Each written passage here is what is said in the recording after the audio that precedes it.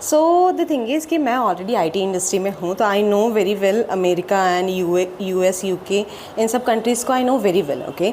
And most of person India से America जाते हैं अपने जॉब्स के लिए, स्टडीज़ एंड ऑल के लिए।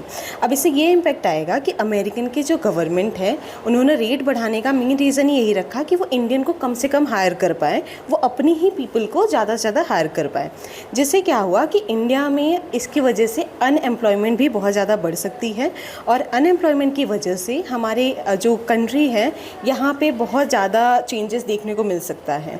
और अगर इसका हम प्रिकॉशंस के थ्रू, अगर एक गाइडेंस के थ्रू इसको लेकर के चले, तो हमारे लिए भी एक सबक है कि हमें अपने ऊपर डिपेंडेंसी होना चाहिए, ना कि किसी और कंट्री के ऊपर। और इसके लिए हम क्या कर सकते हैं, अपनी कंट्रीज़ में ही बहुत सारे टेक्नोलॉजीज़ को डेवलप कर सकते हैं। एज़ लाइक एआई, आप नोटिस करना मोस्ट ऑफ पीपल एआई सीखने के लिए यूएस जाते हैं।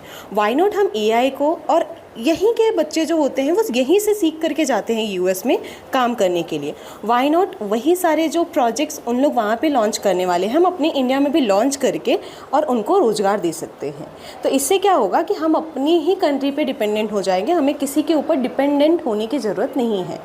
अकॉर्डिंग टू माइन एक चीज़ देखने को मिलता है कि अगर हम किसी पर्सन के ऊपर डिपेंडेंट होते हैं तो वहाँ पे वो पर्सन, वो कंट्री जब निकल जाता है तो हम अकेले रह जाते हैं। तो डिपेंडेंसी हटा करके हमें इंडिपेंडेंट बनना चाहिए, और एब्सोल्युटली हम इंडिपेंडेंस के नाम पे सिर्फ हम डिपेंडेंसी पे बेस है, तो हमें इंडिपेंडेंट होना चाहिए। और भारत को एक टेक का बोलते हैं ना महाराजा बनाना चाहिए, जैसे अदर सेक्टर्स में वो बन रहे हैं, तो एक टेक में भी होना चाहिए।